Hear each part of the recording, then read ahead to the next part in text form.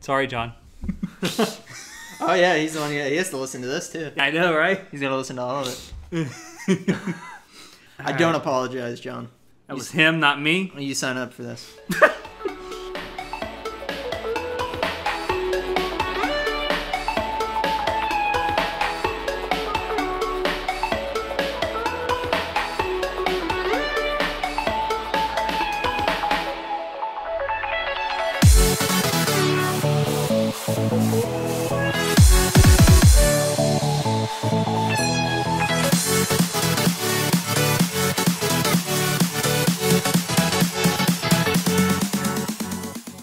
And welcome to Anime Club After Dark, the podcast that delves into all things anime, manga, and otaku culture related. I'm your host, Alex, but you can call me Senpai, and joining me tonight, I just have our Imperfect Explosions, Riker. I'm here. Yes, we're actually in the same room for the first time, so this is actually very interesting. This is a first-time thing for the podcast. I know, right? You guys didn't record one in L.A. No, we thought about doing it, but we didn't. But this is actually the first episode of something we're trying out for future reference, maybe. They're called minisodes. We don't actually have a better title for them as of yet, but they're like bite-sized versions of stuff that we normally do on the podcast.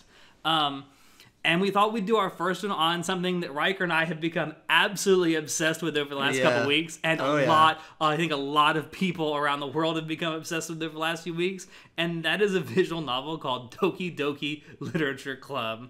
Oh my fucking god. It's so good. It is. It's one of my favorite games of the year in a year where it's probably one of the best years for video games in video game history. Yeah, I mean, and that's saying something when you have a narrative like this up against something like Persona 5. Yeah. But for those who haven't played it yet, first and foremost, do yourself a favor. It's absolutely free. It's on Steam, or you can download it from their website. It's ddlc.moa. I feel like it's better if you download it from Steam. It is better if you download it from Steam. Just trust us on that. Yeah. But it's absolutely free to download. It's free to play. You just do it. Just do it. But if you haven't played it, we're gonna try really hard not to spoil anything. We're gonna try hard. Yeah. But first and foremost, I want to talk about going into it. I went in blind. I played it I think 3 weeks. I did not go in blind. I played it 3 weeks ago. I knew almost nothing about it. I had just heard other people talking about it, but no one was really saying anything about it. I just heard the name. So I went into it thinking, this is just a basic dating sim. And it looks like a basic dating sim. It looks like every dating sim out there. It looks like Clanad. It looks like all those basic dating sims.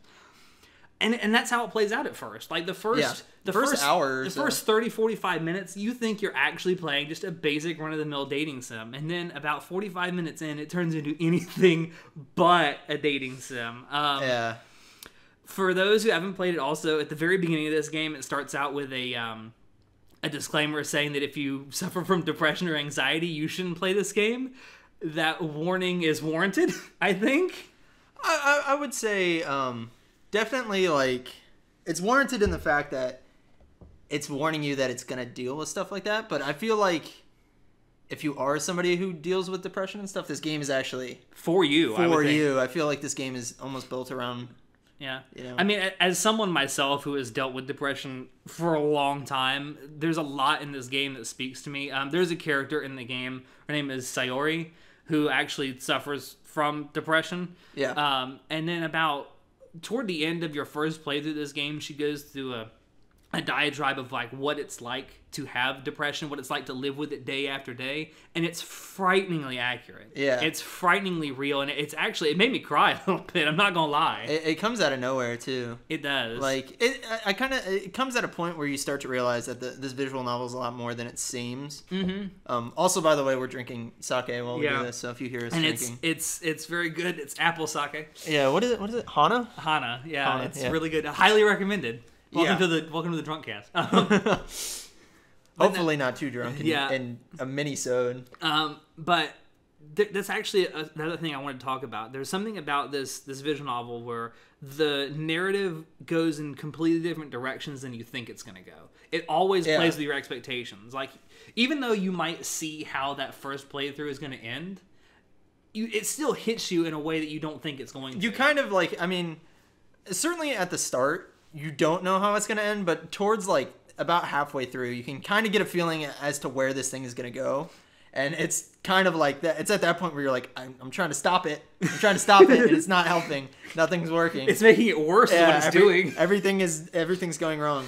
But it's right after, in my opinion, it's right after that first playthrough ends where the game really starts. Yeah, I think so too. It's where you really like realize that this isn't just a visual novel. This is like an experience that you're gonna be. It's like a prologue, actually, that first playthrough. Yeah. It's like a prologue to a novel. Yeah. Where it's like it's setting up the characters and the setting, and then once it's done, it's like, okay, it's time to actually jump in and get to the mechanics of this. This is what it's actually about, and oh boy. And the mechanics of the game are interesting, to say the least. Definitely not what you'd expect from a typical visual novel. No, definitely not. I mean, just to speak like how unique this game is. It's a visual novel, yet it was still able to become like the #1 game on Steam. Yeah. So and that never happens. Yeah. I mean, obviously it being free has a lot to do with that, which I think was pretty ingenious. Yeah. On developer's part. The developer's part.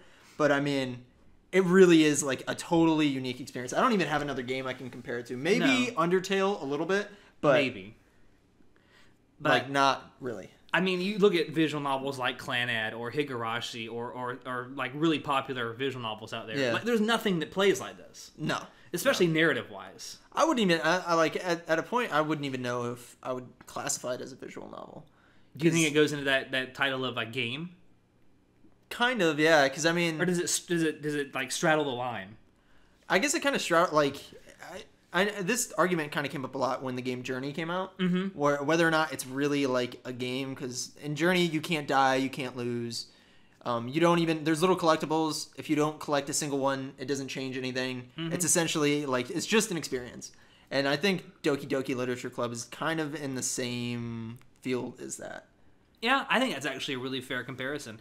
I think actually both kind of play the same way, Journey and yeah, I mean, like, both those Doki games Doki. kind of pull you on this ride, and there's no getting off until it's over. So, there's also something else about... Actually, there's a lot of stuff about Doki Doki. I could talk for hours about this. Just oh, yeah. Oh, well, I mean, if you've seen our Facebook page, it's been... a lot of Doki Doki stuff. A lot of Doki Doki memes. Mostly me and Riker. Yeah, it's... I'm sure everybody in our personal group has probably gotten very sick of it, but I know Sho is completely sick of it. Oh man, Sho is every time we post it, he just... It's like I can just hear his eyes roll all the way from Canada. Yeah. But no, there's something else I want to touch on, and there's this concept in, not just in fiction, just in everyday life, called the Uncanny Valley, where it's like something is so relatable that you can identify with it, but yet just far enough away from being like completely human to where it's really creepy, and it just falls in this Uncanny Valley. There's a lot of like dolls and androids out there that fall into the Uncanny Valley where it looks human and it looks relatable, but it's really creepy to look at for a long period of time. And I think that Doki Doki Literature Club really nails that down in a narrative sense. Yeah, and like, so in video games you tend to see this with like I would say like Mass Effect and Andromeda almost had this problem where like the facial animation, like it looked human, but there was like something slightly like... It's like off. Yeah. It was like, it was realistic in a sense that like it looked like it could happen, but it also looked really fake. Doki Doki nails that in like writing sense though. Yeah, and since the narrative it's a visual novel, so that, I mean, it's very, they have anime expressions, you know, and stuff like that, but like the characters themselves and the writing make it feel like they're real in a way, but it's like there's something off about them. And you definitely get that when you read the poetry in it. Like, there's something really off about these characters, and it expresses itself through the writing. Yeah, and you start to pick up on that like immediately. Like the first time I read the poems in this game, I was essentially live chatting you while I was playing it over Facebook, and I was like freaking out about all the poems. I was like, oh my god, there's like, I mean, it's crazy. I don't want to spoil anything. I'm trying really hard not to spoil anything, but the poems are actually really good. Yeah, they're actually really well written, especially once the game starts, you know, in its third act, so to speak, when the poems start actually speaking directly to you as a player. Yeah. And it gets really creepy. And there's also, I like to point this out, Natsuki's poems are like deceptively cute. Yeah. Like, Natsuki is one of the characters in it, and her story, in my opinion, is one of the saddest stories. Yeah. Her backstory, at least, is one of the saddest stories once you find that out. And in hindsight, her poems really exemplify that a lot. Oh, yeah. But they use, like, such, like, simple grammar and, like, they use small, cute words. But then, like, you think about, like, what she's actually saying in these poems, and you're like, Jesus, this is a person who's actually been through a lot. Yeah, who's deeply has a lot of problems at home. Yeah. But who'd you go for on your first playthrough? So, on my first playthrough, I wanted to go for Yuri. You told me to go for Yuri. That's because that's who I went through on my first. Yeah, but then I couldn't betray Sayori. She was just, I don't know. It's a childhood friend, man. How you gonna portray her? She's cute. She's going through depression, so it's just, she's too relatable in that sense. Like, she's like the goofy, fun, happy one, but she's like the one that's like dealing with the most shit internally. And I really like that. Her character really resonated with me, so I was like, you know what, screw it. I'm gonna go with her. I think the design of Yuri is better. I love Yuri's character design. And then you have her as a wallpaper now. She's my wallpaper on my phone and my computer. You're Yuri obsessed. She's my favorite Doki, most definitely. Favorite Doki. She's my favorite Doki, but I couldn't not go for Sayori on my first playthrough. I thought about it as like, no, I went through Yuri the whole time, and it's like, okay then. I definitely went through Yuri on the second act, and you weren't disappointed, were you? No, even after everything that happened, I think I'd do it again. Oh man, she's kinky, man. She is something else. She puts a lot of anime characters to shame with her kinks. Oh yeah, I mean, don't spoil it. I don't. Yeah, I was gonna say. I know what you were about to say. I was just about to say something about. I knew exactly what you were about to say. She is like she exemplifies a certain popular character archetype in anime that's very popular, and like, do you see why I went for her first? They somehow turned it up to like 12. Oh, hold on. Don't make your computer go off. Anyway, yeah, I think that there are actually, all of the characters exemplify a certain archetype if you think about it. I mean, you have Monica's kind of yandere-ish in a way. Well, I think on the surface she's almost like dere. Well, no, because that would be Sayori. Yeah, that's definitely Sayori. I don't really know what Monica would be like. I mean, she's definitely yandere-ish at the end. At the end, for sure. But I feel like Natsuki's definitely a tsundere. So Monica's role is essentially the role of like the typical visual novel protagonist support. Yeah. So I don't know. She doesn't really encapsulate like a typical girl archetype at first. As the game progresses, she definitely changes. She has her own Twitter account. She does have her own Twitter account, which apparently you should follow. Yeah, it's pretty interesting. Please tell me it's @justmonica. No, it's like I don't know. It has a really cutesy name. I'm sure. Which doesn't fit with her character that much, but yeah, I mean, all the characters sort of exemplify a certain type of character, and that's another thing that lures you into a false sense of what you're getting into. It's like you see all these tropes, and it's like it takes place in a high school, and it's all these like seifukus, and it's like, okay, I know what I'm getting into. You don't know what you're getting into. No. It has on Steam. It has that psychological horror tag for a reason. It's a psychological horror, anime, cute. Yes, those are the tags. That's very fitting, I think. There is another thing. The music in this. The music's really good. Is really well done. And it's really cool how they use the music to drive the narrative. Like, anytime that you're talking to a specific girl, the background music changes slightly. Like when you're talking to Natsuki, it starts playing a recorder, which I thought was really funny because it kind of shows off her like cute, whimsical personality. It's interesting, so when things are going the most wrong in that game when there's no music at all. Exactly. Like when the music stops, then you know that like something's breaking. Something is very wrong. Yeah. Or when you hear Monica go, ah ha ha.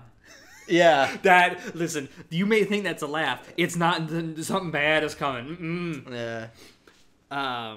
But yeah, the music. It not only is the music itself really well done, and I highly recommend buying the add-on pack, which has the full soundtrack. Yeah, I mean, if you played this game already and you really enjoyed it, I would say even if you don't care much for the music, to buy the add-on pack, because I mean it helps out the studio. Yeah, that's the only way these guys are making money on Yeah. it. That and like they have posters Yeah. and stuff for sale now. Yeah, and I highly recommend checking out that merch store they have on their website because they got a lot of interesting stuff, especially the posters. Yeah, I want a poster of like some of like the CGs in that, like the artwork in the game is actually really, It's phenomenal. it's really beautiful. And even the background art is really good. Yeah, Especially like when you do it doesn't do that typical VN thing where No, it it's doesn't. like it takes like they put like a filter, like a drawing filter over a real life photo, Yeah. which you see a lot in visual novels, and it drives me insane. Yeah. No, it's actually like hand drawn background art, and it's all really well done. And there's on your second playthrough there are some Easter eggs to find in the background Yeah, art. you found one last night. I did find one Yeah, last night. You were sending me a message about that. you know. Somebody actually, I streamed it when I played it, which I think actually kind of boosted my enjoyment of the game By streaming it? especially at the end. Yeah, and I had some people in my chat who were freaking out, and they were pointing out things that I was missing. So But yeah, I mean, in the way that they use the music to the key shifts in the music, like when at the very end of that first playthrough, the first act, when you walk in and the music just kind of goes, I think it starts out in like D and then goes to a C chord, and it's like, oh shit. yeah, It gets really creepy too because the music starts to like distort and shit. yeah.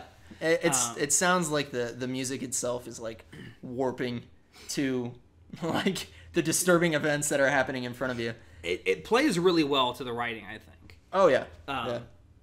And then I think the last thing to talk about really is the way this game plays the mechanics. Because I've never played a visual novel where you have to actually delete certain elements of the visual novel to get through it. Yeah, I mean, this game You literally have to delete them from the game files. Visual novels are typically interactive and like a To a very point. yeah, a very very small, like compared to a normal game, visual novels are way less interactive than your typical video game. You usually have your three choices, you pick them, they take you on Yeah. three different routes. Like a branching narrative. Yeah, and that's about it. It's essentially a book. Like books aren't that interactive, but for a visual novel, this is by far the most interactive visual novel Oh, yeah. I think ever made. Yeah, I mean, it makes you play with actual game files to get through it, and Yeah. that's really innovative for a visual novel. I have played games before where you had to do that, but they weren't nearly as well done as this. Yeah. I mean, if you actually at the big kind of twist thing that happens at the end of the first playthrough, there's actually like a file in the background, and if you go to that file, you can actually see dialogue from the character that was making the changes and stuff. So like you can actually, as you're going through and things are changing in the game, you can look at like text files in the game, and they actually change, and like there's commentary from that person. So they're like, why did I do this? I didn't mean to do this. it's like that. They're like, oh, I hope it didn't break anything. Oh no. Oh, man. I think that's actually a good part to end, except to say this. This was all done by 3 people in principle. And that's when you see the end result of this, that's incredibly impressive. That 3 people worked on this for just over 2 years, and they came up with something this good. Well, it's Team Salvato. Team Salvato, which is led by a man named Dan Salvato, who did the writing, the coding, and the music. Did he do all the writing? I think he did. I don't know. I don't know 100%, but I think he did most of it. Scenario. I don't know if the writing was entirely him, but he definitely did all the coding. Yeah. And then the artwork, and I forget what the and the was. music. And the music was done by somebody else. I just want to say that the fact that this was done by 3 people and in just 2 years and they didn't charge any money for it, it's incredibly impressive. The end result. Yeah, they could definitely if they would have charged like $10 for this game. It's worth it. It's worth $20 in my opinion. Yeah, I mean, well, I think Undertale was like $20. It's about like if you do everything in this game and you try and get all the endings, it comes out to probably, I think I spent 8 hours. Yeah, 8 to 10 hours, I would say. 8 to 10 hours. Depending on how fast you read. Yeah, your first playthrough probably is going to take like 4 hours or so. Your first like playthrough, your first playthrough is going to involve you going through it 3 times. But, yeah, absolutely. Yeah, you can, I think, do a second playthrough on 2 playthroughs. I think. I don't know. Yeah, I'm not entirely sure, but there may be a way. Yeah. But yeah, I just want to say, like, congrats to these people. They definitely have my attention forever now. I can't wait to see what they come up with next.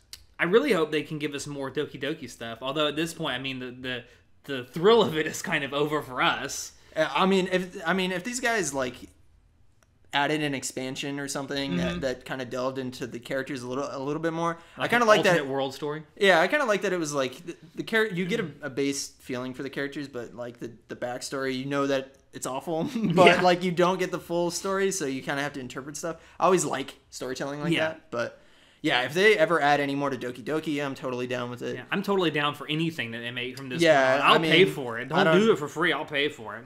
I know they got some other projects in the works, and I didn't even know of these guys, but I'm totally down for whatever they're coming out with. The first time I'd next. even heard of this was like about a month or two ago. It came out about a month ago. Yeah, well, I heard about it like maybe 2-3 months ago now, because someone was talking about it on a forum I was reading on 4chan about upcoming visual novels, and I was like, this sounds cool. I'll put it in my wish list, whatever. But I was totally blown away. If you haven't played it yet, please do yourself a favor. Go download it on Steam. Download it from their website. I mean, it's worth 8 hours of your time, I think. Oh, yeah, no. I couldn't put it down when I started. And you're so... Me and you were both obsessed with it now. I'm totally obsessed. I'm in the Discord group, and the fan base is actually amazing. Yeah. They love memes. They love memes. It's the fan base is actually pretty comparable to like the JoJo's fan base. Yeah. They're very the two fan bases seem to have crossed. And that's not a bad thing. In a great way. Oh man, but yeah, like I said, do yourself a favor, go download it, go spend some time with the fans of this show, because it's worth it. It's worth your time. It's worth any money you give them is definitely worth it. I'm gonna buy some stuff just to show that I support them. Yeah, I bought the soundtrack. Yeah, I bought the whole fan pack. It comes with a bunch of wallpapers and stuff. Yeah, but yeah, so I think that's it. Go play Doki Doki. Go play Doki Doki. If you take anything away from this minisode, it's Doki Doki. Go play it. Yeah, and I would say, like, I mean, there's playthroughs you can watch people doing it, and I've watched some.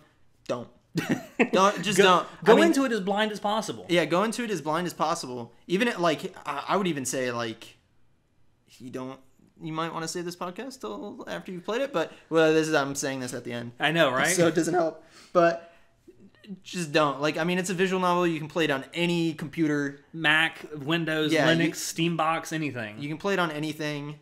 It doesn't take any hardware to run. I think there's even a mobile version, if I'm not mistaken. I don't know. I don't know about that. Maybe they're working on one. I don't know. That would be awesome if they were.